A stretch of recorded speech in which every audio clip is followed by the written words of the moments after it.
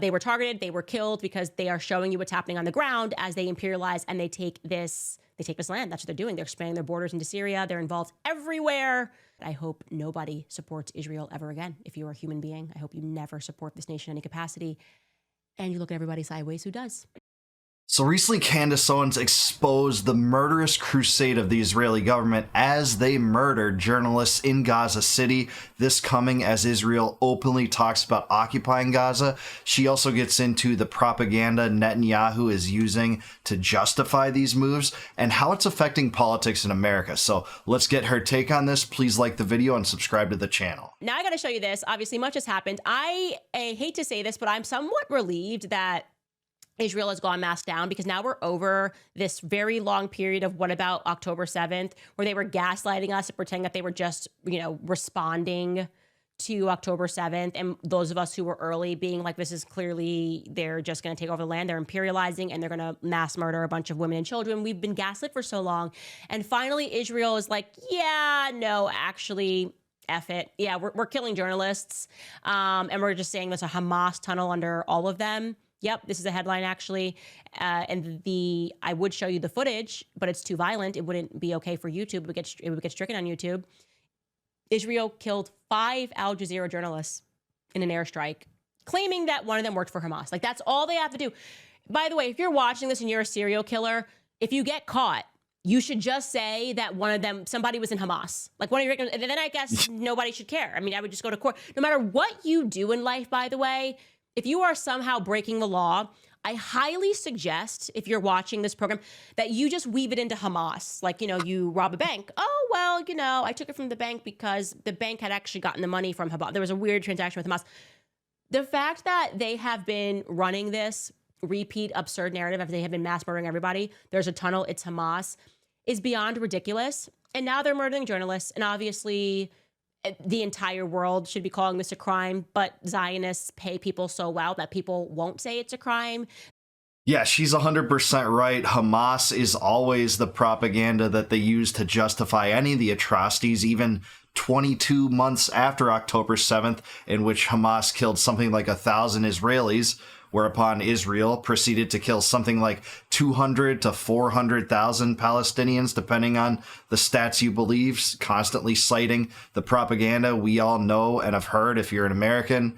Israel has a right to defend itself. It's our greatest ally in the Middle East. It's the only democracy in the region. And human shields and Hamas. Excuses, of course, that would not fly in the United States if criminals took people to an area and then the U.S. government just decided to drop bombs on it. No, I'm sorry. That's premeditated murder in a just society, in a moral society. But of course, Israel isn't a just society, especially in regard to its actions in Gaza, which they all cite as being Hamas's fault. You can still find Zionist shills that say the genocide itself is being perpetuated by Hamas and not Israel. But I'm sorry, October 7th doesn't give you a lifelong, unlimited, indefinite license to kill innocents, including babies, pulled up from the rubble. I'm sorry, IDF, that doesn't at all. They'll say it was an accident, or they will take this line that one of them worked for Hamas. They never have to present evidence, but you work with Hamas. It's like saying Candace versus Russia,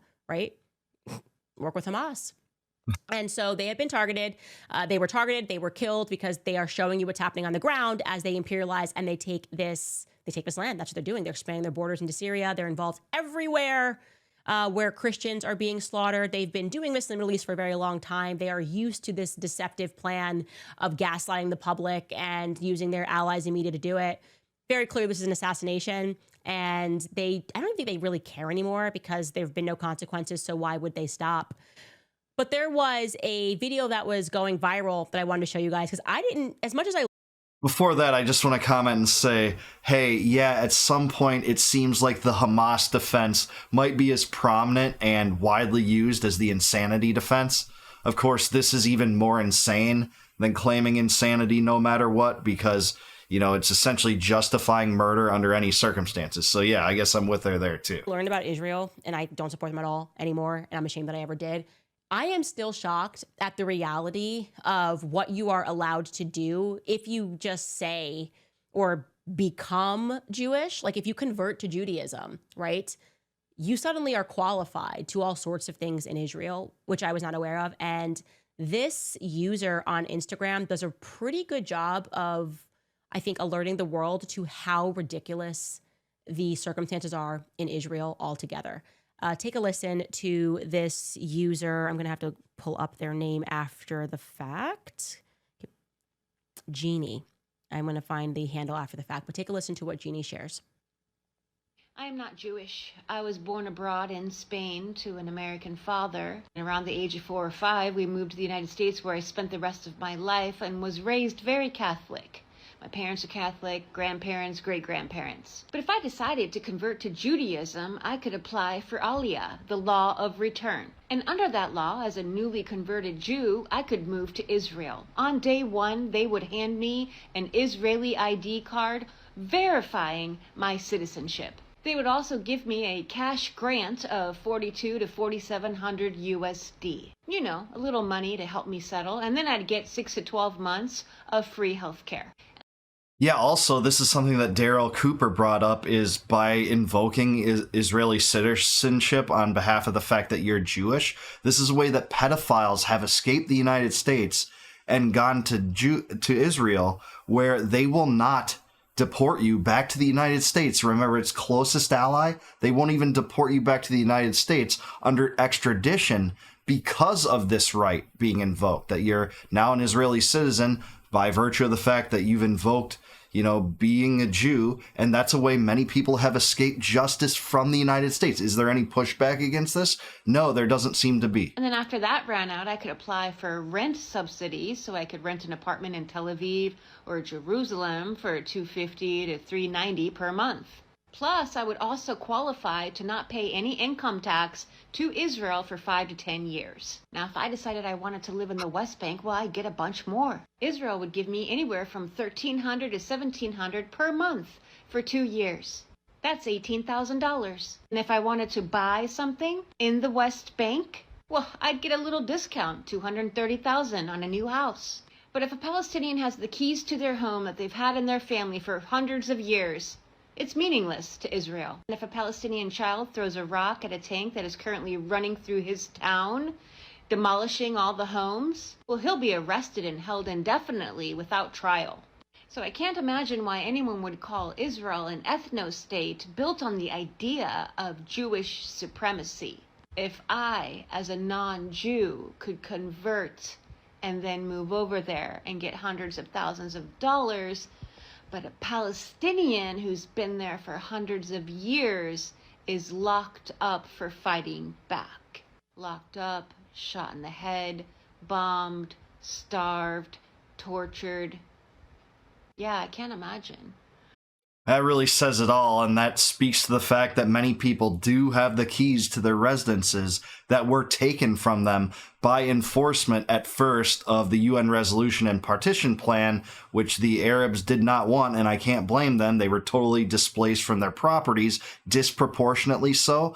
And then the Zionists grabbed far more land than even they were going to be granted under that partition plan. It was total robbery, a total land redistribution scheme by globalists at the UN.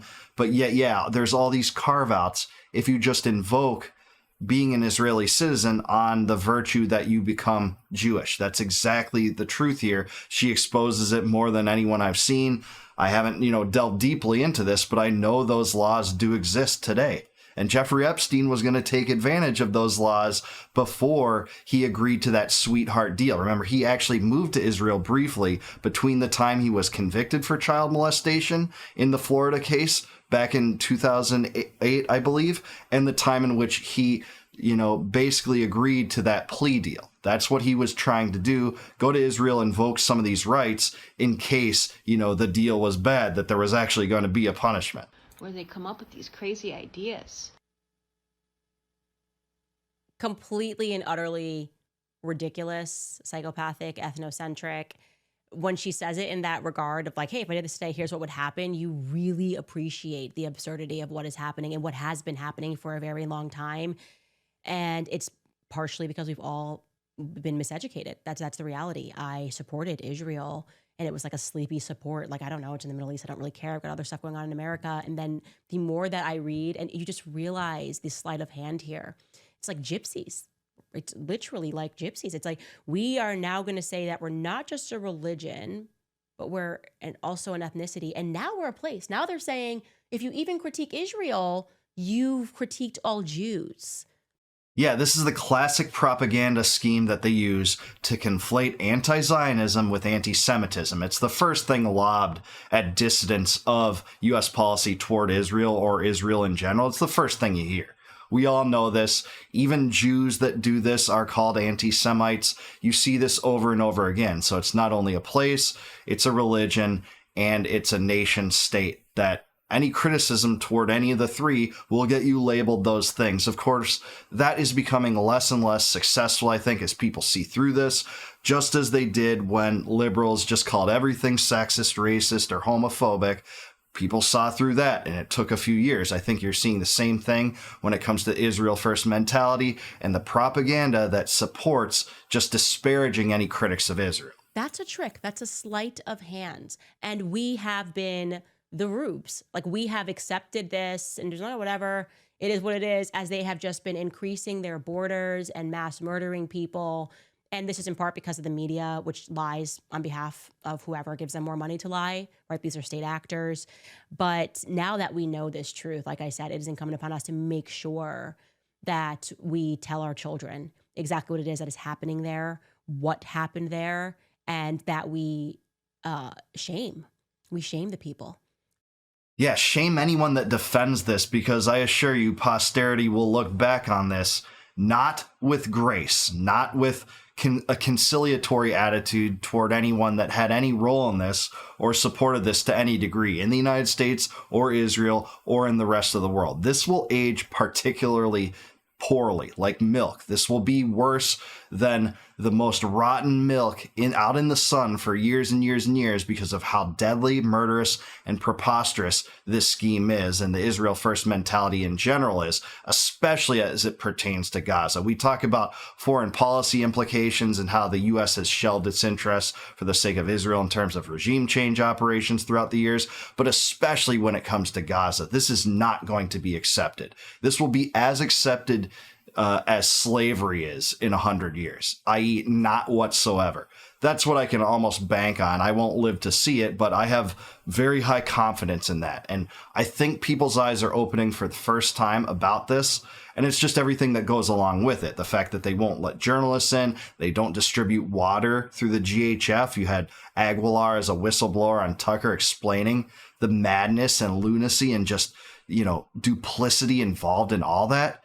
You see the Greater Israel Project, this desire to expand Israel's borders with the complicity of the United States bankrolling the genocide in Gaza, bankrolling a war versus Iran. It's everything put into it is just beyond the pale. That are doing business with them. Like, I'm Jared Kushner, Ivanka, what are you doing? I just don't know how you guys look yourselves in the mirror knowing what's happening there, and you have small children. I don't care who it is that is invested in Israel. Like, I will be grossed out if somebody goes on a trip to Israel. Like, I'm at that point where I'm like, a genocide is happening on the other side of the border. You are watching this, and you know that all of this is made up because of a bunch of powerful people decide to make this a nation. So they had to justify that by being like, oh, this is the home of the Jews. And there's actually no biblical argument.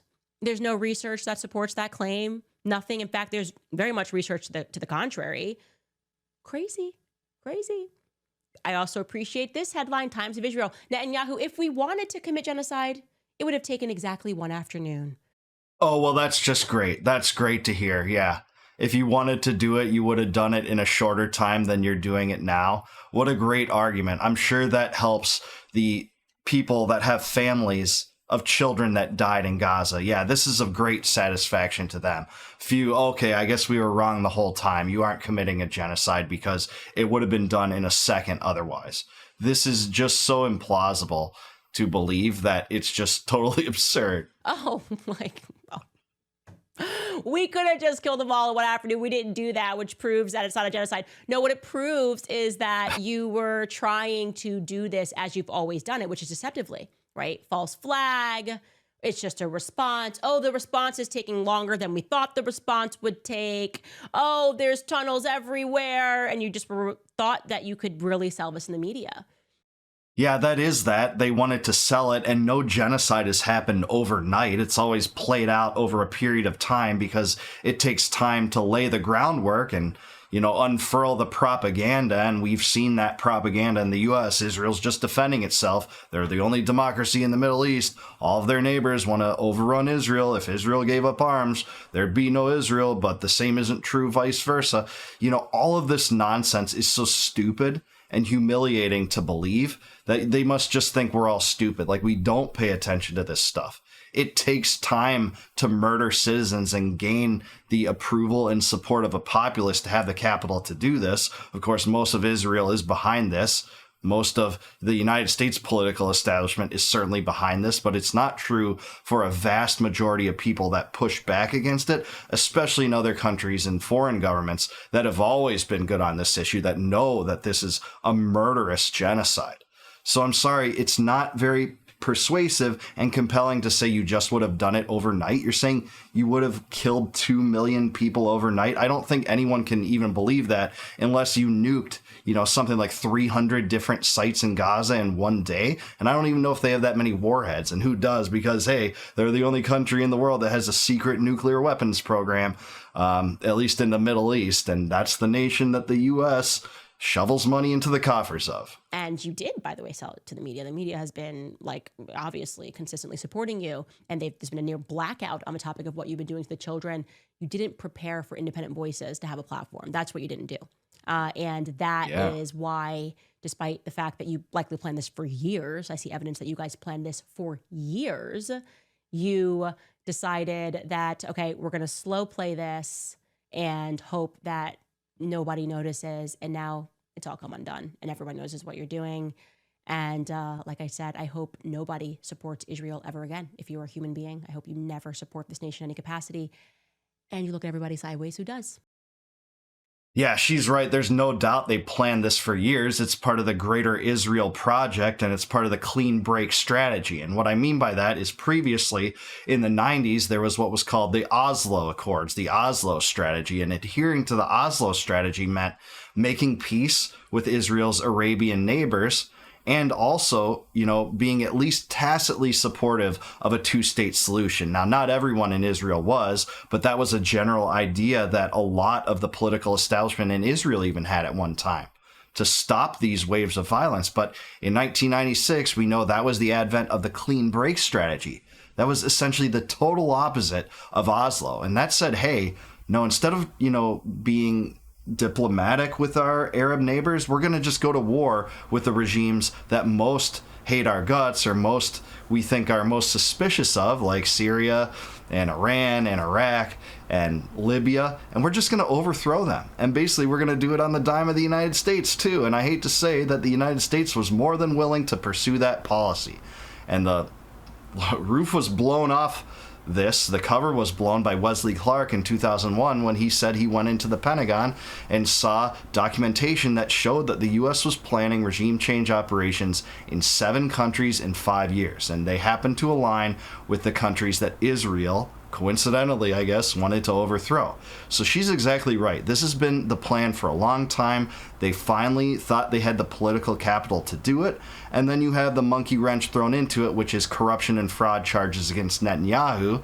And to get away from those charges, he's just going to plunge that country into as many wars and this genocide as he can to escape that from being the political focus within Israel. I think we're seeing that time and time again. She's also right, Candace is, about the fact that they couldn't account for the fact that the mainstream media wouldn't just toe their line in the United States as it always had in the past. It did do that, but there's a new rising independent media that questions it. You have voices, dissenting voices on the left and right opposing this. This is one of the most interesting single issue coalition uniting Americans right now in making political bedfellows among people that never would have aligned politically in any way. You got people standing up on the right against the Israel First mentality, like Tucker and Candace, having the same opinion on some real good dissident leftists like Max Blumenthal and Aaron Maté and, Glenn Greenwald and Jeffrey Sachs. And that's a real phenomenon we're watching unfold. It's a real sea change we're watching unfold. Israel can't account for that like they could in years past, when Americans just had to endure all the opinions of Peter Jennings and Walter Cronkite, Ted Koppel, and Dan Rather, and Bill O'Reilly all the time. Well, no more. We're far past those days. It's a good thing we're moving in that direction.